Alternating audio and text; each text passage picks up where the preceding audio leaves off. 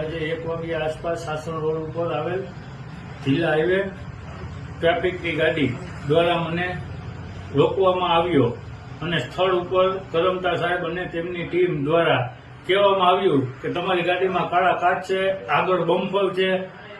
એ મને એવું જણાવ્યું કે કાળા કાચ અને બમ્પર છે.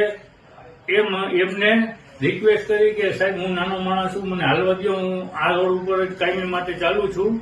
છતાં એને મને એવું કહેવામાં આવ્યું કે તો એક કામ કરો, 300 રૂપિયા 1 મહિનાનો હપ્તો છે, એ હપ્તો આપી દો તમે અને ચાલો. અને એ લોકોને મેં 300 રૂપિયા આપ્યા. એ લોકો એક અલગથી કાગળ હતો પહોંચની નીચે અંદર, એમાં બધા ગાડીવાળાના જાજી ગાડીઓ હતી, અંદાજે 30-40 ગાડીઓ જેટલા નંબર લખેલા હતા બધાના, અને મારી ખુદની ગાડીનો મેં નંબર લખાયો 300 રૂપિયા આપીને.